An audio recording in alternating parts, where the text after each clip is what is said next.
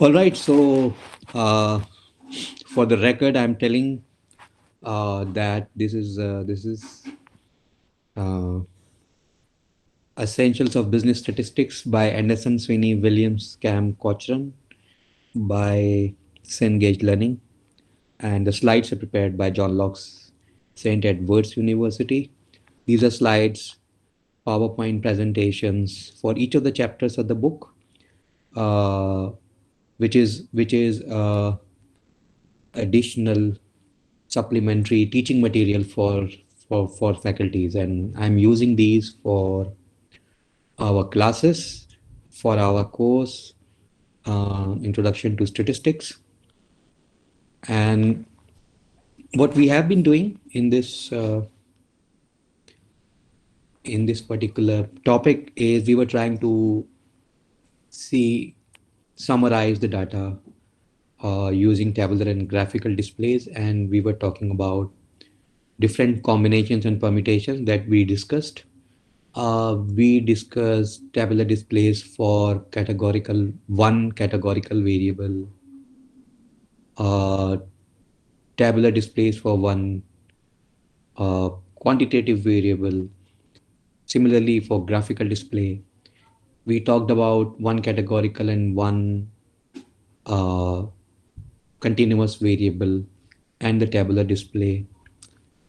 Uh, we talked about both categorical variables and the tabular display of both continuous variables. And same with graphical displays. So please keep in mind you should be able to understand the difference between different types of variables, categorical and quantitative, and the different types of representations which are better suited to a certain number of variables with certain type of variables. So please keep that in mind. So we discussed cross tabulation. Cross tabulation is very adaptive in the sense that you can use it for any permutation and combination of the number of variables and the type of variables. Of course, if you have three variables, it's difficult to add a third dimension. It goes like a graph. So it's difficult to draw a 3D graph.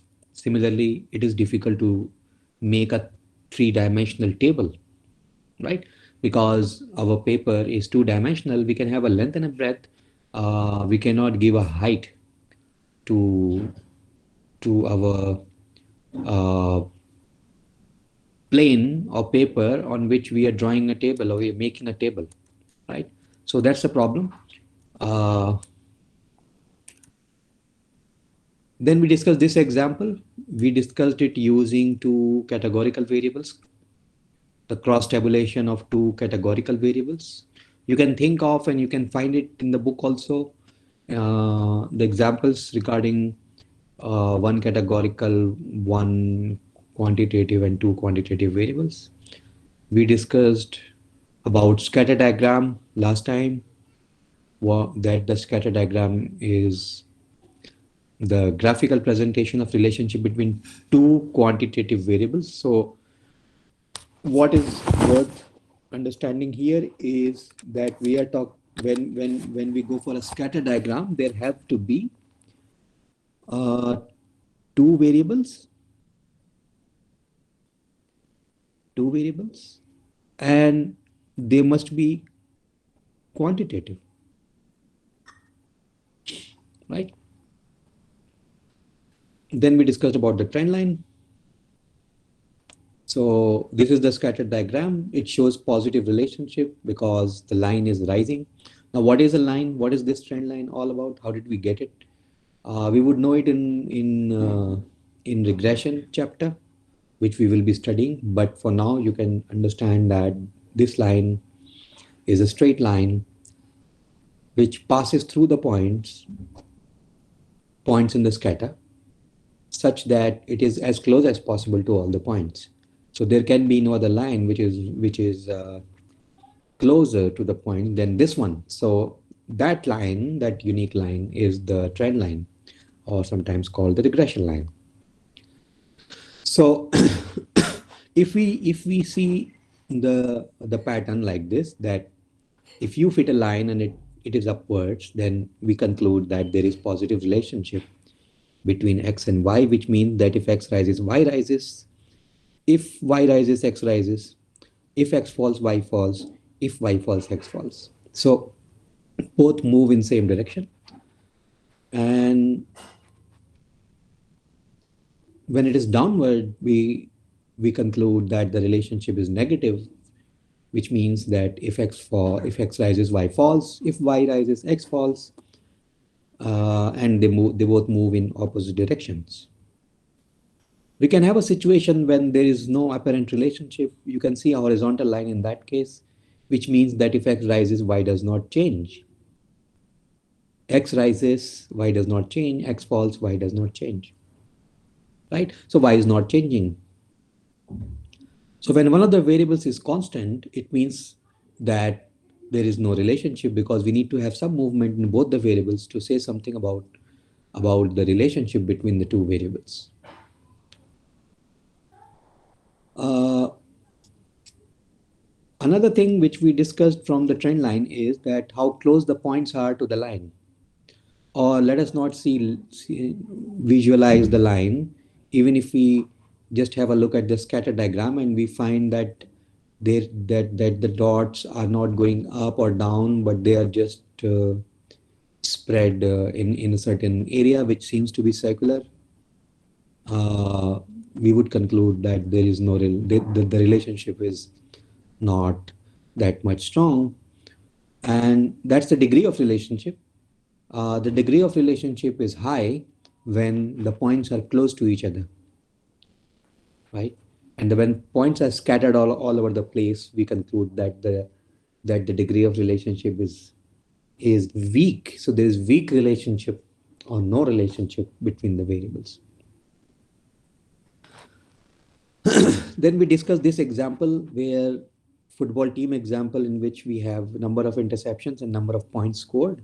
We want to see whether there is any relationship between the number of interceptions x and the number of points scored y. For that, we use the scatter diagram. We plotted these points as pairs. So when we are drawing a scatter diagram, we would have one point for this pair, one dot on the graph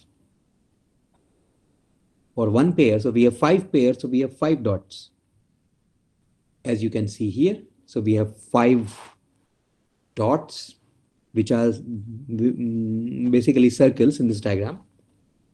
So each one of these circles or dots, they represent one pair of observations on x and y. And when we can fit a trend line to it, and what we see is that the line should be rising.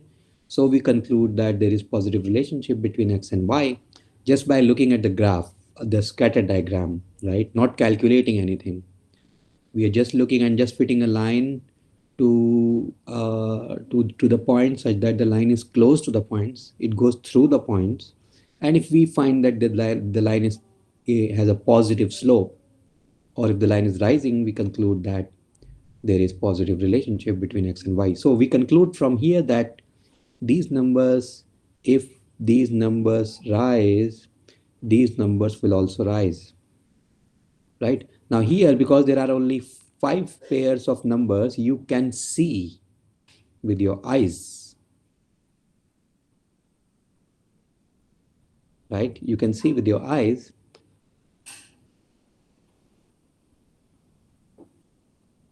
that if x is higher 3, we have a higher y 24. If x is higher 3, we have a higher y 30.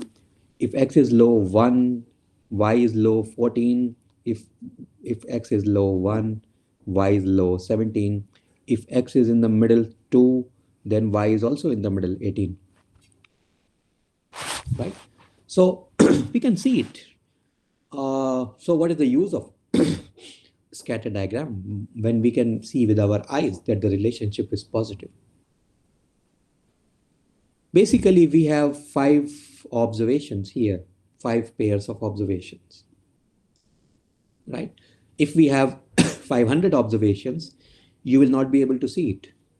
It's going to be extremely difficult for you to say something about the relationship between x and y. So in that case, it would be, you would be dependent on the scatter diagram. Once you draw the dots here, and if you find that the dots are very close to each other and they are going like this, there will be 500 dots. And if the dots are situated like this, you would conclude, okay, there should be a line which is going upwards. If I fit a line to this 500 dots, and then you would conclude, okay, there is positive relationship, right? So then we discuss side by side bar chart, and in this graphical display, we have cluster of bars, and here basically we are taking two categorical variables.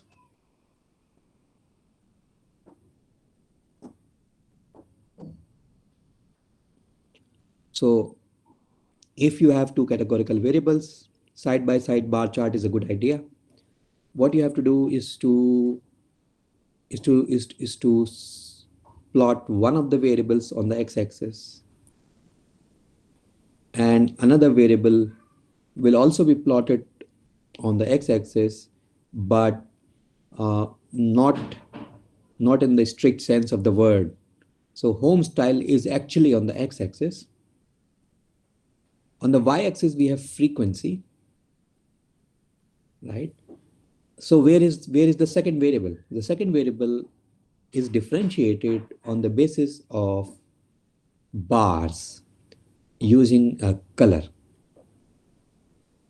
So color separates price, right? And different categories of price. So there are two categories of price, and there are two colors of bars, right? So there's a light color and there's a dark color. Dark color is for greater than 250,000, and light color is for less than $250,000, the price which is less than $250,000. So we have different colors here. We can make out that which bars represent which category of which variable, right? And then we have clusters. So we have one cluster of bars, and there are as many bars as there are categories in the other category, in the other variable. So there are two categories in the other variable price. So we have two bars in one cluster. And there's another cluster for log, 2 bars, another cluster for split level, 2 bars, another cluster, 2 bars. So that's side by side bar chart, and you can use it to display graphically the relationship or the data. You can summarize it using side by side bar chart with respect to two categorical variables. And of course, you're going to use the cross tabulation data here. So we have seen that data in the topic cross tabulation. So for the same data, you can use a side by side bar chart, or you can use cross tabulation for tabular display. Then we have stacked by bar chart. Stacked bar chart, again, the difference between the categories of one of the variables is the color. One is dark and one is light. So we have two categories, so we have two colors. In this case, we don't have clusters, but we have one bar for each category of one variable, which is plotted on the x-axis, which is home style. One bar for each category. And the height of the bar is same. Height of each bar is same, right? So we are talking about individual differences for each category. So we are talking about how is the distribution of uh, uh, of high priced and low priced homes within colonial. So we are not concerned with to compare colonial with log. We are not concerned to compare log with split. We are concerned to compare log within itself colonial within itself, split within itself. So there is, so here we don't get this information that how can you compare colonial with log, log with split, split with A-frame. So different categories of home style among themselves cannot be compared in stacked bar chart. But what we can compare is that uh, how, what percentage of the colonial type are highly priced greater than $250,000 and what percentage is less than $250. And we can make this comparison across uh, different categories of home styles. So that's the advantage. So you can compare that a higher percentage of A-frame,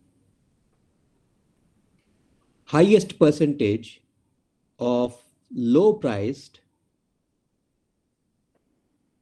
houses is in A-frame. Of course, you are making comparison across categories. So you can see this is here, this is here, this is here. So the highest percentage comes with A-frame type. Highest percentage of low priced houses is in A-frame. And then if you want to see in which category we have very high priced houses. So it's log style among all the categories, colonial, log, split A-frame. It's log style where there is more percentage of houses which are priced at greater than $250,000. So it's not that you can't compare colonial and log, you can, but not their absolute levels because they are all 100%. But you can compare the categories of the second variable within a particular category of home style. So there is a different information conveyed in this graph as compared to this one. Here it will be difficult for you to compare. For example, you can see that this is higher. So the less than height is more as compared to the A-frame less than $250,000 home height, right? But as far as percentage is concerned, this is higher percentage of this as compared to this being a percentage of this, right? So, so it depends upon what is your goal. So you have to make a decision which type of bar chart you're going to use in a situation. So what type of information you want to highlight, right? So one of the graphs is suited best for one information and the other graph is suited best for other information. So it depends upon what you want to display.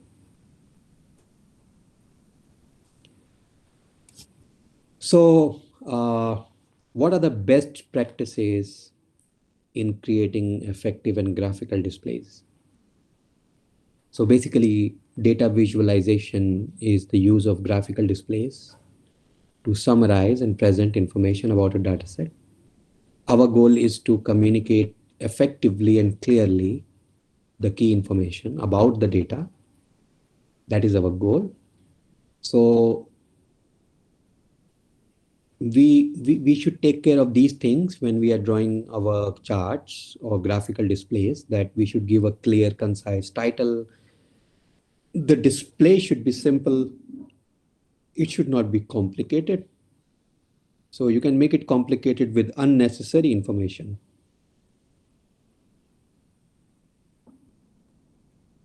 So if you are showing a lot of information in one graph, it might become complicated. So what you want to show, you should have that clarity, and then which type of graphical display is better suited to that, and keep it simple. Then you have to label each axis. Don't forget to label each axis and provide the units of measure. So for example, if you have length on the x-axis, you should provide that this much. This is the x-axis and the variable is length. And then you provide in centimeters, right? So that's the unit of measure. If colors are used, make sure they are distinct. If multiple colors or line types are used, provide a legend. So you are using a red color, and then you are using a green color. Then you have to provide a legend that what is this green color is and what the red color is showing. And you'll write here, what does this show? What does this show?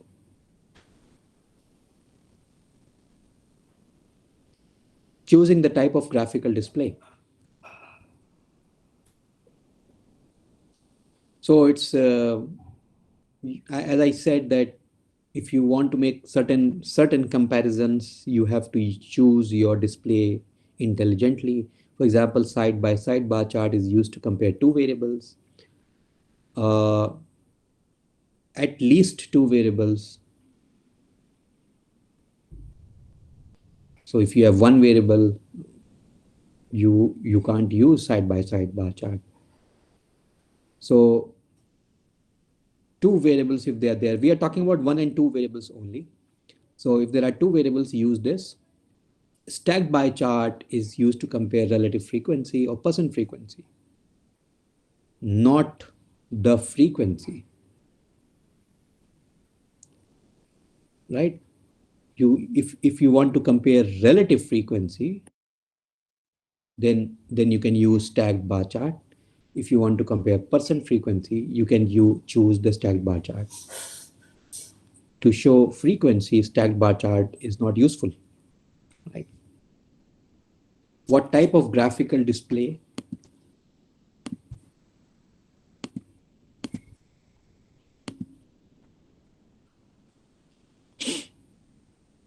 You can choose a scatter diagram. Trendline scatter diagram shows relationship between two quantitative variables, as we discussed.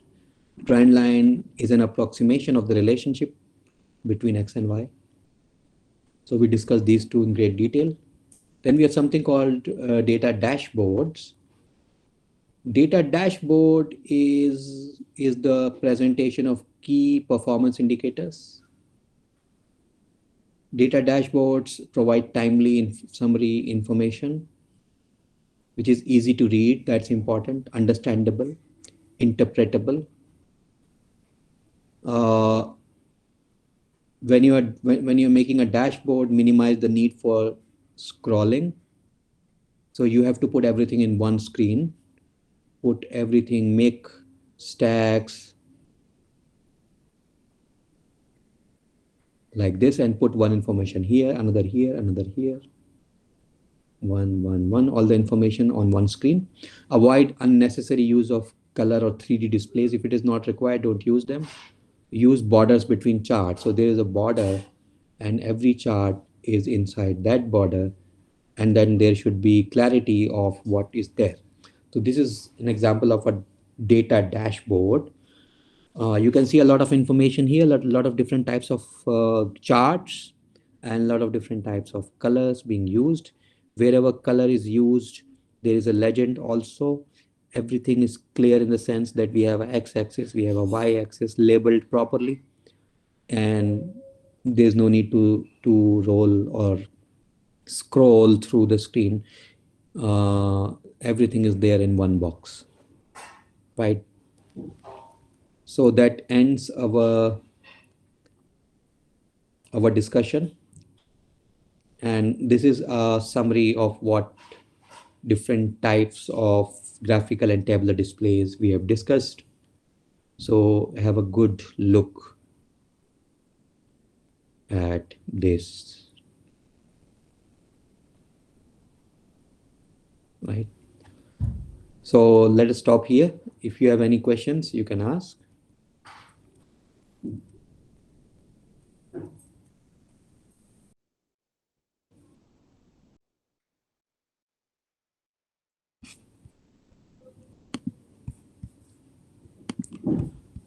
So I'm stopping the recording.